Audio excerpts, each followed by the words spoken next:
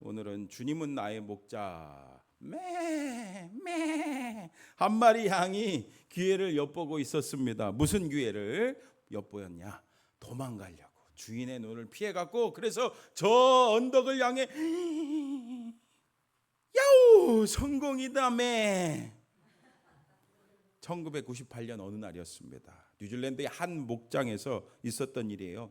양의 주인은 아침부터 양 몇 마리의 털을 깎으려고 아주 분주하게 준비하고 있었습니다. 당시 그런데 4살이었던 슈렉이란 이름의 양이 이렇게 주인의 그 모습을 살펴보고 있었습니다. 그 순간 이 슈렉은 어떻게 하면 도망갈 수 있을까 생각을 했습니다. 왜냐하면은 양들이 이 양털 깎는 거 싫어하거든요. 무서워하고 너무 싫어해요. 그래서 도망치려고 마음 먹었습니다. 기회를 엿보고 있던 이 슈렉은 이 주인이 잠깐 자리를 비우고 딴 일하는 그 사이를 노려서 아까 말씀드렸다시피 언덕을 향해 막 그 짧은 다리로 젖먹던 힘을 다해 도망갔어요. 그렇게 시간이 조금 지났는데 양은 사실 양이 다 비슷하게 생겼잖아요. 시간이 지났는데 그 슈렉이 없어진 것을 그제서야 발견했어요. 그래서 이 주인은 몇 날 며칠 이 슈렉을 찾으려고 막 들로 산으로 돌아다녔어요. 그런데 없는 거예요. 못 찾았어요. 그래서 포기하고 말았죠. 그렇게 주인은 슈렉의 존재를 잊은 채 몇 년의 세월을 보냈습니다. 그렇게 6년이 지난 2004년 4월 어느 날 남섬 뉴질랜드 남섬의 한 동굴에 거대한 털을 가지고 있는 그 양 한 마리를 발견했어요. 여러분 누굴까요? 슈렉이었어요. 슈렉은 무려 6년 동안 털을 깎지 않아 갖고 무슨 공처럼 동그래 갖고 제대로 앞을 볼 수도 없는 그런 지경에 처하게 되었어요. 제대로 걷지도 못하는 상황이었습니다. 그때 슈렉에게서 깎인 그 양털의 무게가 몇 킬로인지 아세요? 28킬로래요. 이거는 남자 정장 있죠? 20벌 만들 수 있는 양이라고 합니다.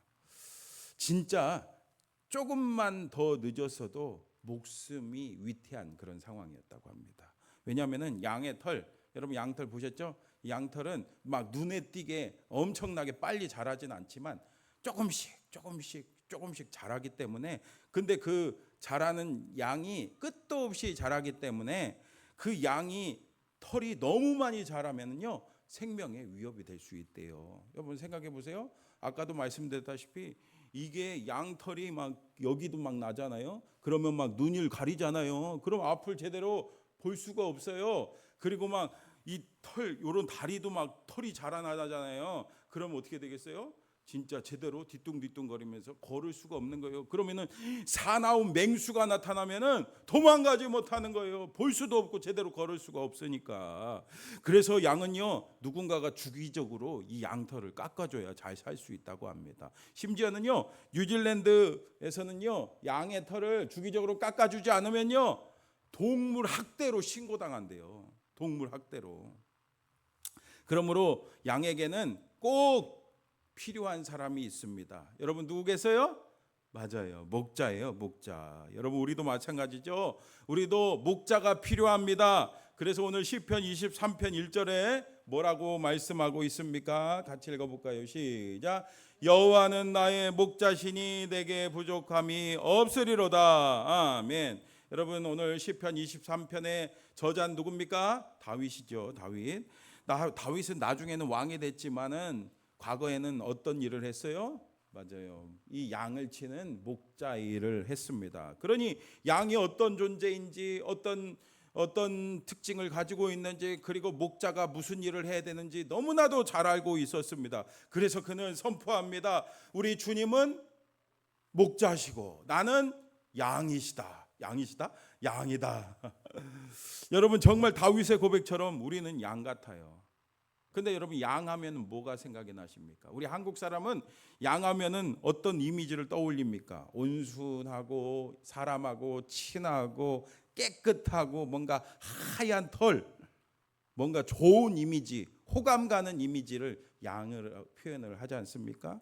그런 동물로 생각하지 않습니까? 그러나 양을 많이 키우는 중동 지방에서는요, 양의 특징을 잘 알고 있기 때문에 미련하고 고집이 세고 제멋대로인 사람을 뭐라고 하는지 아세요? 양 같다고 합니다. 양 같다고. 그래서 우리나라는 이 X 같은 놈 그러잖아요. 근데 이 중동 지방의 욕은요, 가장 심한 욕이 이 양 같은 놈.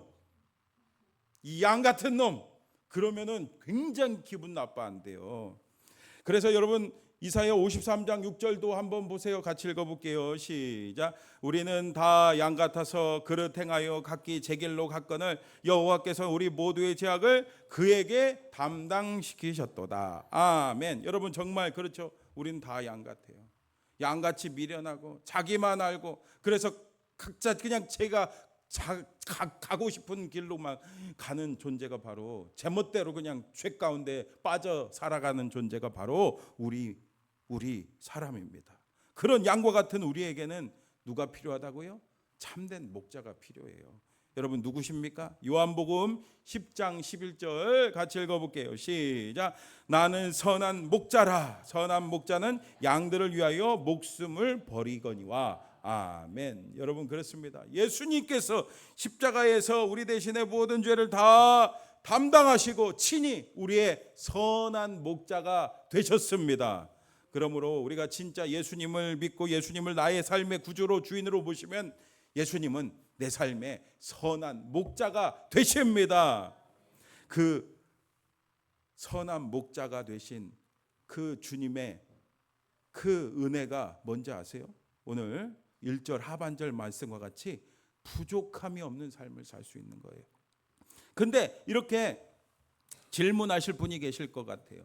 아, 목사님, 저는 예수님 믿는데 부족한 게 많아요. 돈도 부족하고, 물질도, 땅도 부족하고, 아파트도 부족하고, 또 자녀도 자녀 좀 많이 나세요. 또 뭐가 부족합니까? 지혜도 부족하고 건강도 부족하고 이렇게 부족한 게 많아요. 여러분 이게 무슨 뜻입니까? 여러분 부족함이 없다는 게 무슨 뜻일까요? 얼마 전에 MBC PD 수첩을 보니까 이런 제목의 주제가 나오더라고요. 우리가 아이를 낳지 않는 이유, 요즘 청년들이 결혼하지 않는 이유, 그 원인을 찾아보는 그런 내용이었습니다. 제가 그 프로그램을 보면서 맨 끝에 중앙대학교 도시계획 부동산학과가 있더라고요. 그 마강래 교수님이 인터뷰한 내용이 마음에 와닿았습니다. 여러분 잘 들어보세요. 저출산 문제는 결국은 출산의 문제였는가? 출산에만 초점을 맞춰서 정책이 나가게 되면은 이거는 영원히 풀 수가 없는 거죠. 사실 출산의 문제라기보다 청년 인구가 미래를 계획할 수 없는, 그러니까 미래를 불안해하는 그런 상황 때문에 발생하는 거고요. 여러분 결국 오늘 청년들의 문제가 뭐라는 거예요? 맞아요. 바로 미래에 대한 불안함입니다. 미래에 대한 불안. 하지만 비단 이것은 청년들만의 문제가 아니죠. 오늘 이 세상을 살아가는 모든 사람들이 다 가지고 있는 문제입니다. 여러분 불안이 뭡니까? 평안하지 않다는 거죠.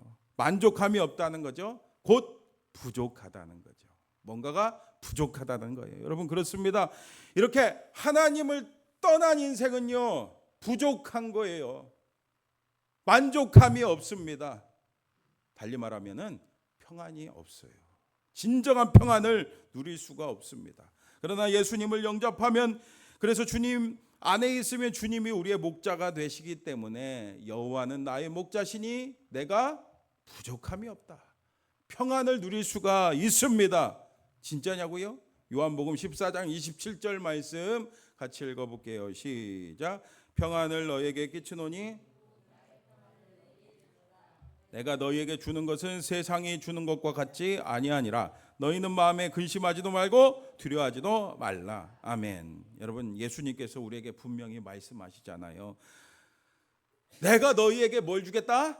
평안을 주겠다. 근데 이 평안은 세상이 알 수 없는, 세상이 경험할 수 없는 평안이다. 여러분, 그렇습니다. 진짜 우리가 예수님 안에 있으면, 예수님이 목자가 되시면은 부족함이 없는 삶, 평안을 누리는 삶을 살아갈 수가 있습니다. 여러분, 제가 이렇게 설명하고 있지만 이것은 경험해 보셔야 돼요.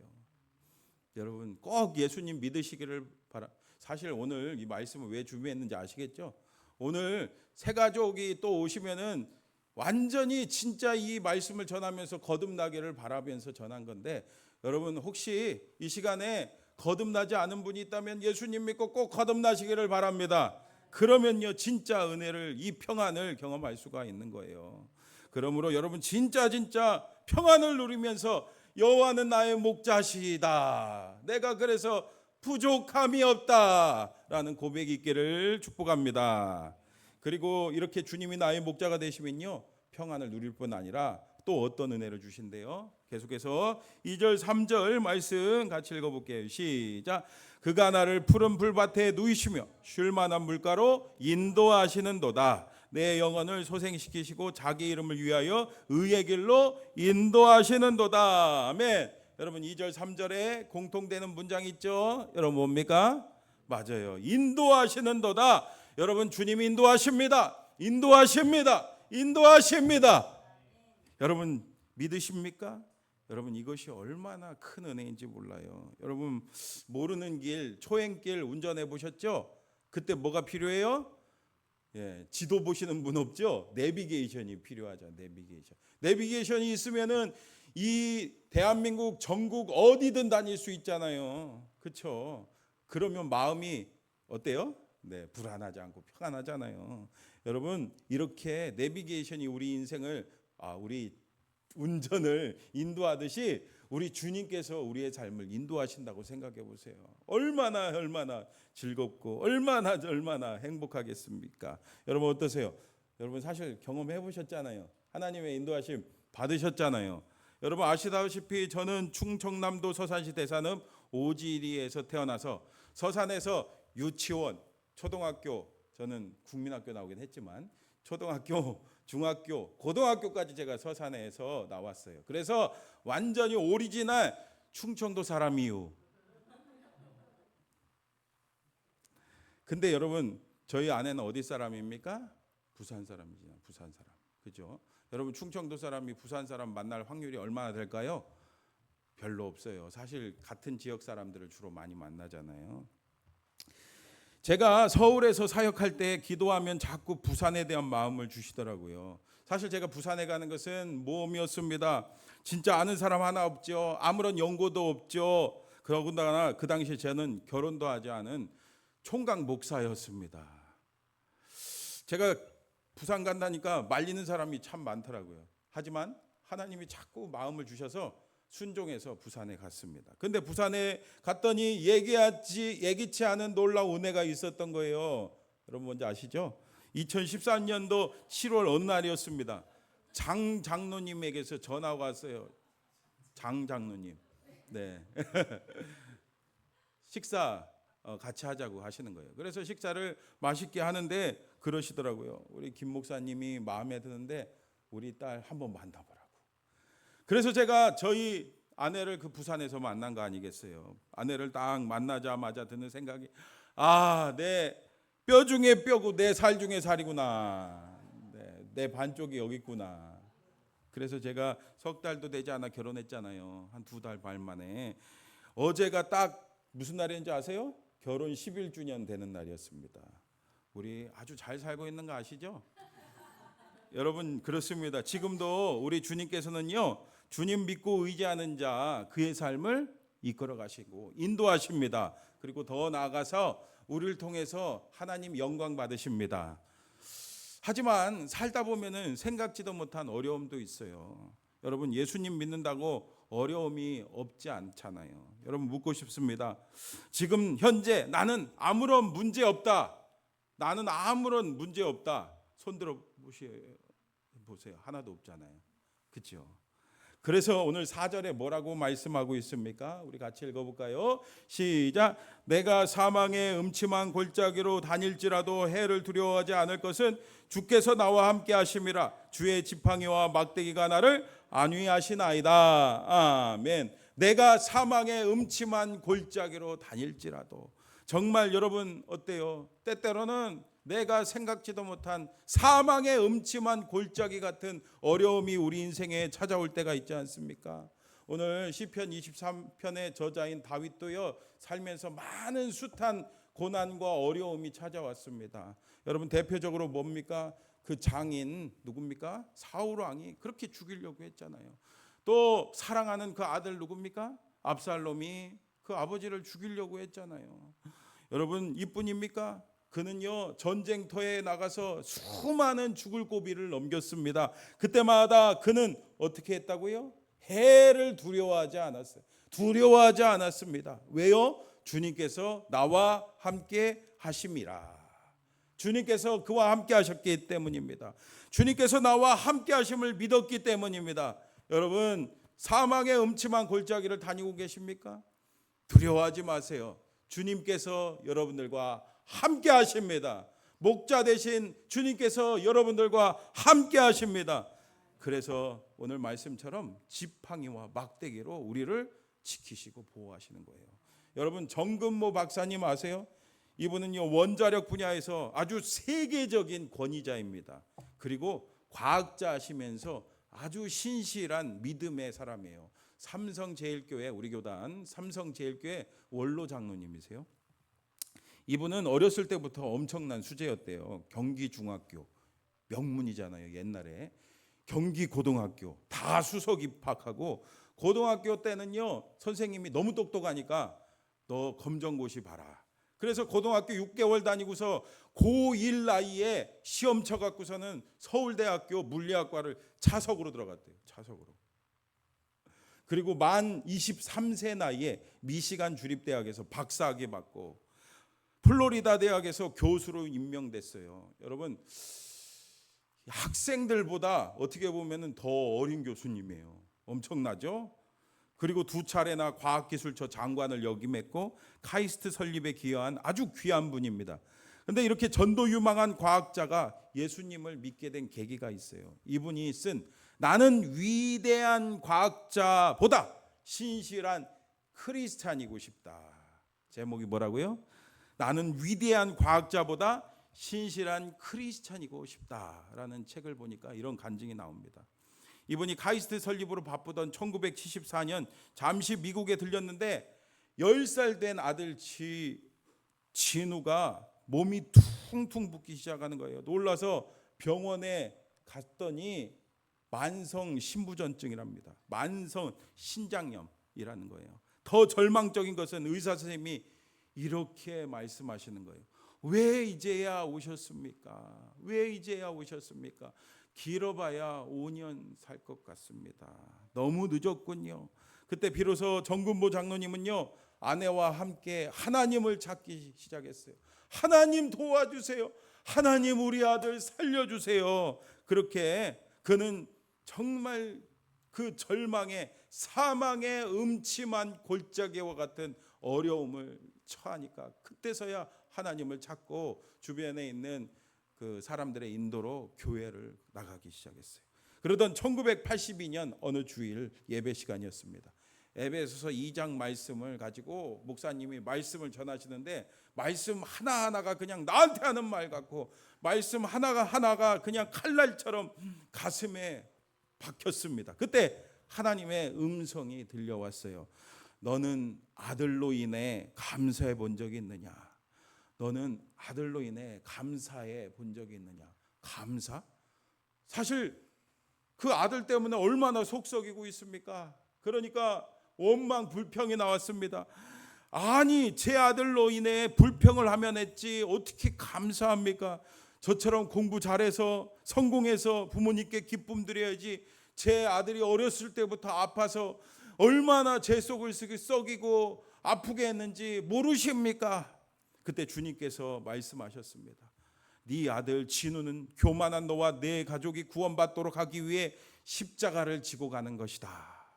그 아들이 아니었다면 과연 네가 내 앞에 무릎 꿇고 나왔겠느냐. 그때 그는 깨달았습니다. 이때까지 내가 진우를 돌보고 있다고 생각했는데 진우가 나를 구원의 길로 이끌었구나. 진우 때문에 내가 십자가를 지고 살아간다고 생각했는데 진우가 오히려 나 때문에 십자가를 짊어지고 있구나. 이것이 깨달아지면서 그 순간 폭포수와 같은 눈물을 쏟아냈습니다. 회개의 눈물이었습니다. 온전히 주님 앞에 콧물을 흘리면서 회개의 기도를 드리자 성령께서 임하시는 거예요.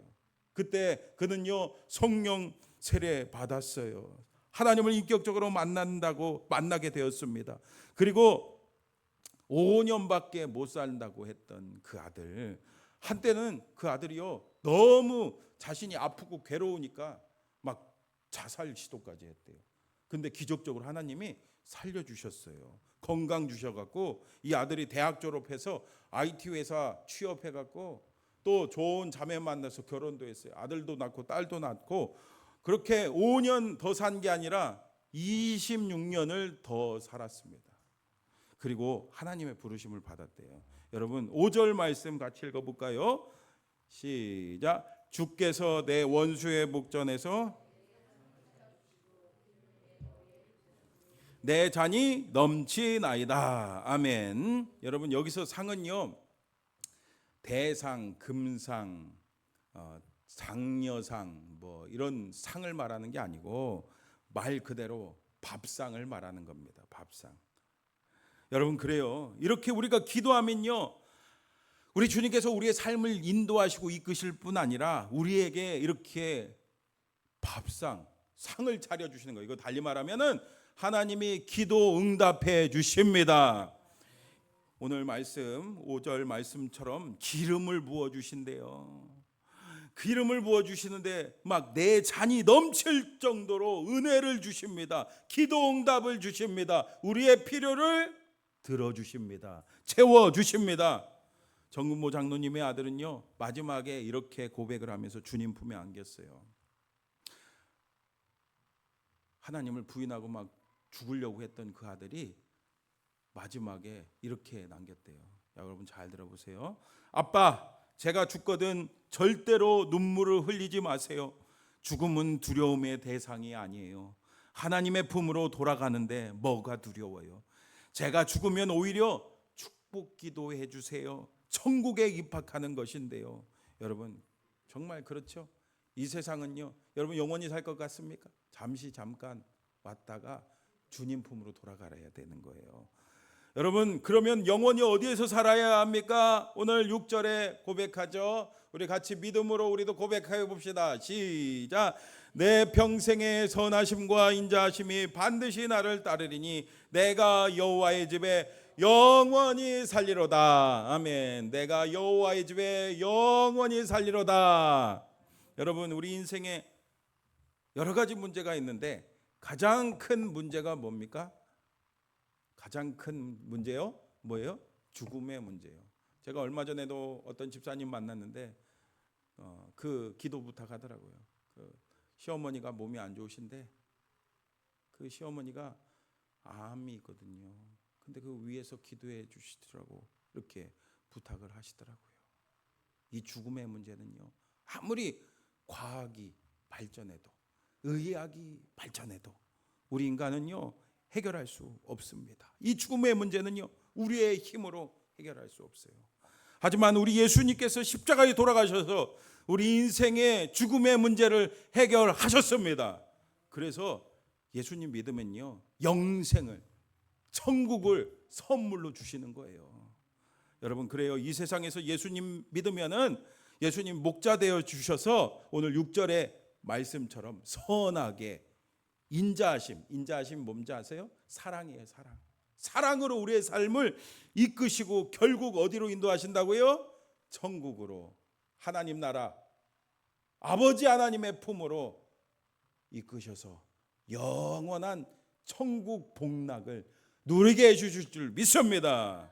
그러므로 사랑하는 성도 여러분, 지난주에 이어서 다시 말씀드리지만 꼭 예수님 믿으시기를 바랍니다. 예수 믿고 우리의 모든 죄를 회개하고 예수님을 나의 목자로 꼭 삼아 오늘 들은 말씀처럼 평안의 은혜, 인도하심의 은혜, 함께 하시는 은혜, 응답의 은혜, 천국 영생의 은혜, 또 주님이 주시는 모든 놀라운 은혜를 누리는 저와 여러분 다 되시기를 간절히 축원합니다. 오늘 들은 말씀